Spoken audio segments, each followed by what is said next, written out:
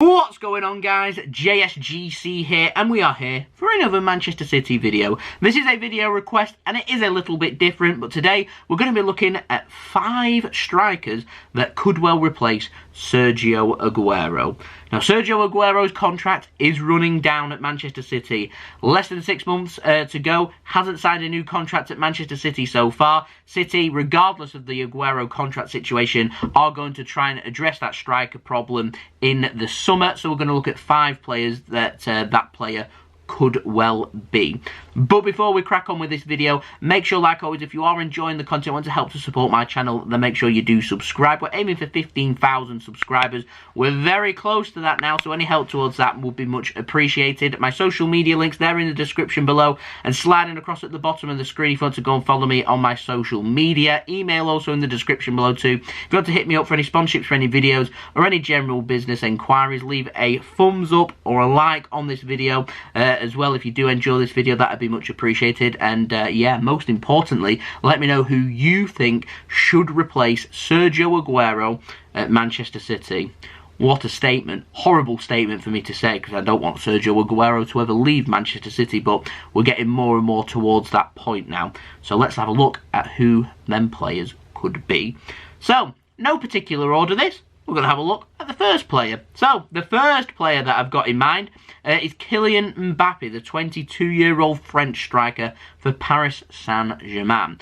Fantastic striker, of course. He's very dynamic, he's very quick, he's got a good eye for goal, and he's absolute quality. However, the problem we've got with Kylian Mbappe is the relationship between Manchester City and PSG, the relations between Qatar and the UAE, the United Arab Emirates, where Manchester City's owner is from, and Qatar being where the owner of PSG is from. Relations between the two countries, it's very political, isn't brilliant, and I just don't see either party negotiating with each other, because quite simply, they don't like each other. So I don't see that happening. All very bitter when it comes down to it. Apparently the value of Kylian Mbappe has come down. I presume that's due to the pandemic market bringing that price down, rather than his price naturally being brought down, because he's still an exceptional player. So I'm not too sure. If I'm honest, I've got doubts over this transfer.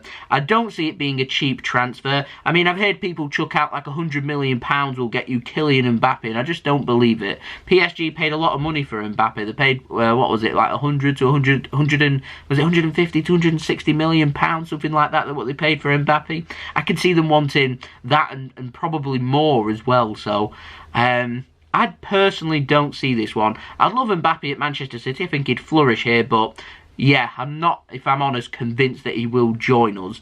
But he is being linked with a move to Manchester City, so we have put him in the video. But I'm going to mark that one as an unrealistic transfer. Now, moving on to our second player is Lautato Martinez. A little bit more realistic, this one. The 23-year-old Argentinian striker for Inter Milan in Italy. Now, he's an alright player. I don't think he's anything more at this moment in time. He's a player that I would think that I would take a punt on anyway if he was available for the right price. Last summer, Inter Milan were looking for around 97 to 98 million pounds for Lautato Martinez. I don't know if that's going to hold his value, whether that might come down a little bit. That remains to be seen, but in my opinion, that's expensive for what you get. He's a type of striker for me that would get you 10 to 20 goals. So I think you're looking at a 15-goal striker in the Premier League. And if I'm honest, I would be, for the price that we're looking at, I would want a striker that's going to consistently every single season,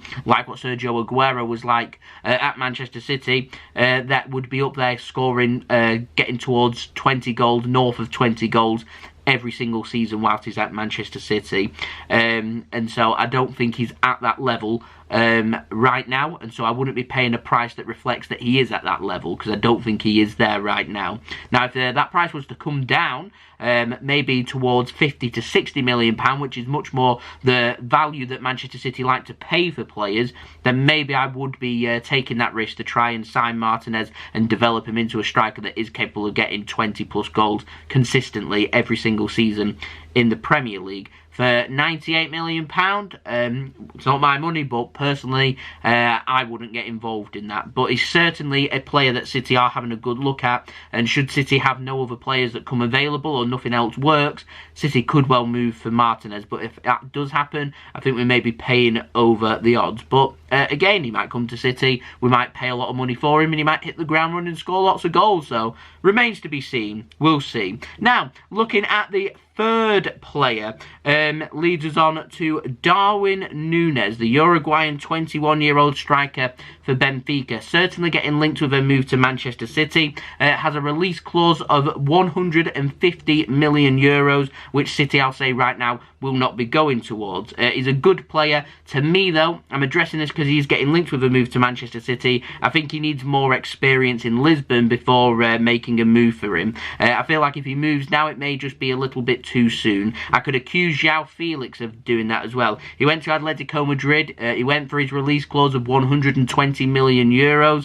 I think Atletico Madrid overpaid for him. He's inexperienced, and so you're struggling to settle because you want him to hit the ground running. You want him to be the finished product for that price, and he isn't. He needs to develop 2 or 3 seasons before they're at that value, and I feel like that's the same with Darwin Nunez, so I don't think he'll leave Benfica, but City certainly having a look at him and are getting linked with a move for him. Now, moving on to player number 4 is Harry Kane, the 27-year-old striker from Tottenham Hotspur, Premier League proven, of course, guaranteed goals. He will get you 20 plus goals every single season in the Premier League. Now, to me, if Harry Kane, although older than everyone else that is on this list, if he came available for the right price, I would go for Harry Kane. I wouldn't pay over the odds for him. I think that Harry Kane, I probably wouldn't touch over £100 million. Tottenham apparently wanting near double that and wanting nearer £200 million, but I feel like that's because Daniel Levy likes to rip Manchester City off. He wants to double the price. He'd be looking for well over £100 million. He knows that Premier League players come with a Premier League premium, so you've got to pay more when negotiating between Premier League clubs, and if they're English as well and homegrown, something City do lack a little bit of, then they're going to add even more value onto that. And so I don't think City will want to get ripped off, so I don't see us making a move for Harry Kane. However, if he was available for roughly around the price I think that City are looking at, which is around 80 to £100 million, give or take a few £1 million there, then I think that City may think about making a move. The problem you have, though, is that if he was available for that price, there would be a lot of competition out there, and I feel like clubs like Chelsea, Manchester United, even Liverpool as well, would want to be making a move as well, so it just becomes that little bit more difficult when these teams are getting involved. So Harry Kane I don't think will happen, although I wouldn't say no to him if he was available for the right price. Now, before we get on to our last target, and he's the player that I do want, I think we all know who I'm going to speak about. I just wanted to mention quickly Lionel Messi. Lionel Messi, if he does join Manchester City, that won't be a Sergio Aguero replacement. That's kind of a short-term signing to help cover not only the striking role, but also out wide as well. If we do get Messi, do I see us signing a striker or not? I'd like to say yes, we will go out there and sign a striker, but if that does happen, I would presume that Aguero signed a new contract extension at City, so we'd have the options of Messi, Aguero and Jesus that can all cover up top, and I don't think we'd look for another player for the next 18 months to 24 months or so. So if that does happen, then this video kind of is pointless. But if it doesn't happen, which I don't know, I do not know, then City may make a move for a striker. Moves us nicely on to our 5th and final target, Erling Haaland, the next big thing. 20-year-old striker for Borussia Dortmund. What a wonderful player he is. My pick of the lot. World-class player, quick and dynamic, good in the box, good with the ball, good outside the box, good with his head as well. He's an out-and-out striker. He would suit the Premier League down to the ground. He's got all the attributes to be a world-class striker.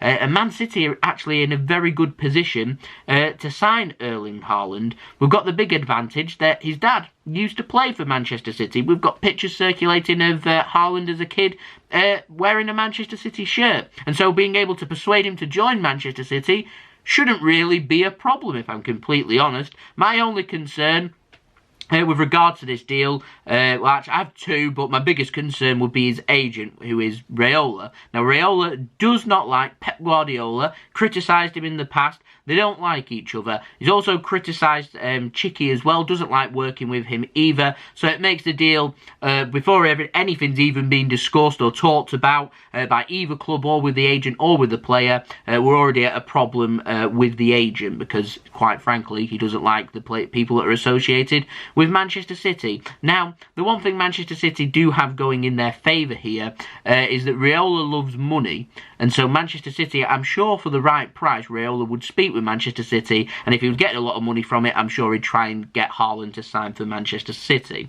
However, we then move on to our next problem we have with this deal, is about his release clause. £75 million is believed to be Erling Haaland's release clause. That is not active until the summer of 2022, and City are interested for the summer of 2021. So if Haaland doesn't go anywhere in the summer, then we could wait until the summer of 22 and then sign him for his release clause. However, I think there'll be a lot of clubs out there that will be willing to pay that release clause, and I think it'd be well within Borussia Dortmund's best interest for Haaland to leave this summer, so they can make some more money on him, because I reckon if Dortmund let clubs know that you could get Haaland for around £100 million, there would be a lot of interest from there, and that would include the clubs I've mentioned previously, like Liverpool, Chelsea, Manchester United, Manchester City, PSG, Real Madrid, Barcelona, etc, etc.